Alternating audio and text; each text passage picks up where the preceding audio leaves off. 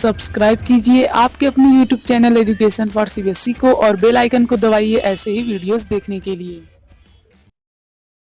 तो आ गए हैं आप तो प्यारे बच्चों। आज की स्टूडेंट में बात करने वाले किसके बारे में? परमानेंट टिश्यू के बारे में बात करने वाले। जैसा कि हमने देखा था टिश्यू दो टाइप के होते हैं, प्लांट और एनिमल। और प्लांट टिश्यू के बारे में हम लोग बात कर रहे हैं तो उसमें से हमने मेरिस्टेमेटिक टिश्यू के बारे में बात कर लिया था। आज की स्टूडेंट में बात करने वाले हैं परमानेंट टिश्यू के बारे में, सिंपल परमानेंट टिश्यू के बारे में, और उसके जितने भी टाइप्स होते हैं जैसे कि पेरेन्काइमा हो गया, कोलेनकाइमा हो गया, स्क्लेरेन्काइमा हो गया, इन सभी के बारे में हम लोग क्या करने वाले हैं, डिटेल में अच्छे से बात करने वाले हैं। ठीक है, चलिए स्टार्ट करते हैं। लेकिन उससे पहले एक रिक्वेस्ट है, देखिए कॉपी और पेन को ले लीजिए, वीडियो को पॉज कर करके नोट करते चलिएगा और उसे रिवाइज भी कर लीजिएगा, नहीं तो सब कुछ भूल भाल जाएंगे, कोई मतलब निकलेगा नहीं। बात करते हैं परमानेंट टिश्यू के बारे में। परमानेंट टिश्यू एक ऐसी टिश्यू होती है जो कि मेरिस्टेमेटिक टिश्यू से होकर के आती है। मतलब जो मेरिस्टेमेटिक टिश्यू होती है वो बाद में किसका रूप ले लेती है? परमानेंट टिश्यू का। जैसे जो पहले मेरिस्टेमेटिक टिश्यू रहती है उसके पास सेल डिवाइड करने की कैपेसिटी रहती है, मतलब कि वो सेल डिवाइड कर करके दूसरी सेल का फॉर्मेशन करती है, फिर दूसरी सेल का, फिर दूसरी सेल का। फिर जब वो अपनी कैपेसिटी लूज कर देती है सेल डिवाइड करने का, मतलब जब वो इसके काबिल नहीं रह जाती है मेरिस्टेमेटिक टिश्यू कि भैया अब मैं सेल डिवाइड नहीं कर सकता क्योंकि यार अब मेरा मतलब ख़त्म हो गया, मेरी एबिलिटी ख़त्म हो गई, अब मेरी इतनी हैसियत नहीं कि मैं सेल डिवाइड कर सकूं, तब ये किसका रूप ले लेता है? तब ये रूप ले लेता है परमानेंट टिश्यू का। और इस प्रोसेस को हम लोग क्या कहते हैं? डिफरेंशिएशन कहते हैं। नोट कर लीजिए।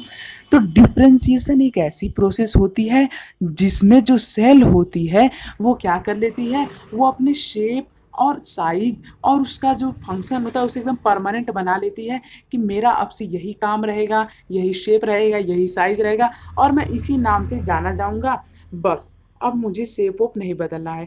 तो इस प्रोसेस को हम लोग क्या कहते हैं? डिफरेंशिएशन। ठीक है।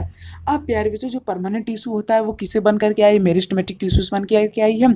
और इसका एक फिक्स्ड फंक्शन हो जाता है कि मतलब देखो मैं ये टिश्यू हूँ तो मैं यही काम करूंगा, मतलब मैं अगर कोई टिश्यू हूँ तो मैं यही काम करूंगा। ठीक है। अब हम लोग बात करते हैं परमानेंट टिश्यू के एक पार्ट के बारे में जिसका नाम है सिंपल परमानेंट टिश्यू के बारे में। ठीक है। तो जो सिंपल परमानेंट टिश्यू होती है ये भी कई टाइप की होती है। इसमें से हमारा पहला आ जाता है, बहुत ही ध्यान सुनिए, सुनते चलिए। पहला आ जाता है हमारा पेरेन्काइमा। क्या आ जाता है? पेरेन्काइमा। जो पेरेन्काइमा होता है ये क्या होता है? ये हमारा एक सिंपल परमानेंट टिश्यू होता है। और जो पेरेन्काइमा होता है इसमें बहुत ही थिन सेल वॉल होती है, मतलब कि जो सेल वॉल होती है पेरेन्काइमा की वो बहुत ही पतली होती है और इसमें लार्ज स्पेस होती है सेल के बीच में, यानी इंट्रा सेलुलर स्पेसेस बहुत ही ज़्यादा होती हैं। अब आप लोग ये सोच रहे होंगे यार इंट्रा सेलुलर स्पेसेस क्या होती है? कोई बात नहीं, मैं बताता हूँ। देखिए मान लीजिए कि ये एक सेल है, ये दो सेल है, ये तीन सेल है, तो ये वाला जो गैप आया हमारे बीच में इसी को हम लोग क्या कहते हैं? इसी को हम लोग कहते हैं इंट्रा सेलुलर स्पेसेस। तो इंट्रा सेलुलर स्पेसेस क्या होती हैं? दो या तीन या उससे ज़्यादा सेल के बीच में, मतलब दो सेल के बीच में जो गैप होता है उसी को हम लोग कहते हैं इंटर सेलुलर स्पेसेस। ठीक है। तो प्यारे बच्चों, जो हमारा सिंपल परमानेंट टिश्यू होता है इसमें बहुत ज़्यादा इंटर सेलुलर स्पेस होते हैं, तो नोट कर लीजिए इसे भी। और इसके बाद ये जो टिश्यू होता है, मतलब जो पेरेन्काइमा होता है, ये किस किस चीज़ में मदद करता है? फोटोसिंथेसिस में मदद करता है। और इसी के साथ साथ जो एक्वेटिक प्लांट होते हैं उनमें ये किस तरह से काम करता है? एरेनकाइमा के तौर पे काम करता है। अब एरेनकाइमा क्या होता है? देखिए जब यही प्लांट, जब यही पेरेन्काइमा एक्वेटिक प्लांट में चला जाता है, एकदम ध्यान से सुनते चलिए, जब यही पेरेन्काइमा एक्वेटिक प्लांट में चला जाता है तो उसमें लार्ज एयर की कैविटी होती है, मतलब कि एयर कैविटी में तो समझ रहे हैं, ये देखिए 1 2 3, तो ये जो हमारा कैविटी होता है बीच में इसी को हम लोग एयर कैविटी भी कहते हैं। तो जब इसमें एयर कैविटी क्या हो जाती है? बहुत ही ज़्यादा हो जाती है, तो इसी को हम लोग क्या कहते हैं? एरेनकाइमा कहते हैं, जिसका रिजल्ट ये निकलता है कि हमारे जो प्लांट है वो वाटर पे फ्लोट करने लगता है। मतलब जैसे मान लीजिए हमारा वाटर है, तो आप लोगों ने देखा होगा कई कई प्लांट ऐसे भी होते हैं जो वाटर की सरफेस पे क्या करते हैं? फ्लोट करते हैं, वाटर की सरफेस पे फ्लोट करते हैं। तो वो क्यों करते हैं? वो करते हैं एरेनकाइमा की मदद से। तो एरेनकाइमा क्या होता है? इसमें हवा भर देता है, हवा भर देता है तो जाहिर सी बात है कोई भी चीज़ फ्लोट करेगी। अरे करेगी कि नहीं करेगी? अरे भैया जब हम लोग टायर ट्यूब जो होता है उसमें हवा भर के वाटर में डालते हैं तो क्या वो डूब जाता है? यहाँ तक कि हम उस पर चढ़ जाते हैं तो भी नहीं डूबता है। ठीक है। तो वही सेम चीज़ यहाँ पे भी हो रही है, ठीक है। तो एरेनकाइमा जो होता है वही पैरेनकाइमा का एक पार्ट ही होता है, आप लोग कह सकते हैं, या फिर पैरेनकाइमा का दूसरा रूप होता है, आप लोग कह सकते हैं, ठीक है। अब इसके बाद में हम लोग बात करने वाले हैं किसके बारे में, कोलेनकाइमा क्या होता है।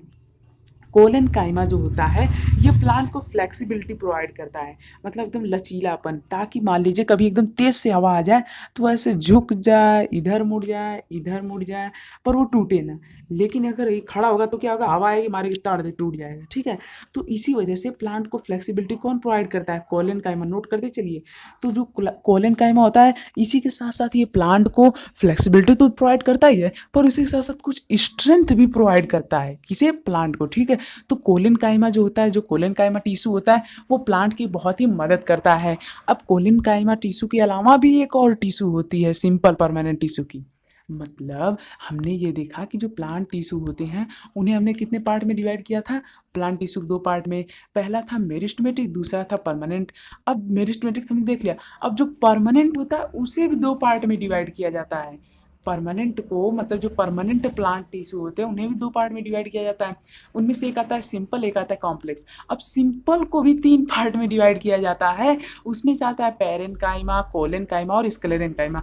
पैरेनकाइमा क्या करता है, अलग अलग प्लांट्स में अलग अलग जगह पे होता है, अलग अलग काम करता है। जैसे जैसे एक्वेटिक एनिमल में किसका काम करता है, बॉयंसी वाला जो फोर्स होता है उसे प्रोवाइड करने में काम करता है, मतलब कि प्लांट को पानी के सरफेस पे तैरने में काम करता है। और कोलेनकाइमा क्या करता है, कोलेनकाइमा जो होता है ये प्लांट को फ्लेक्सिबिलिटी प्रोवाइड करता है, ठीक है, ताकि प्लांट मुड़े उड़े। स्क्लेरेनकाइमा जो होता है ये प्लांट को एकदम रिजिडिटी, एकदम कड़ा, एकदम सीधा, एकदम स्ट्रेट प्रोवाइड करता है, ताकि वो स्ट्रेट रह सके, कौन, हमारा प्लांट, ठीक है। तो यही तीनों काम थे सिंपल परमानेंट टिश्यू के। मुझे उम्मीद आप लोग समझ में आओगे कि यदि यहाँ तक आ चुके हैं चैनल को सब्सक्राइब कर लीजिए। अगला वीडियो देखने के लिए आप लोग फटाफट से डिस्क्रिप्शन में दी गई लिंक पर क्लिक करें और विजिट कीजिए वहाँ पे। और प्यारे बच्चों, यदि आप लोग इसका नोट्स बनाएं तो प्लीज़ रिवाइज करके ही जाइएगा, ठीक है, नहीं तो आप लोग कुछ भी समझ में नहीं आएगा।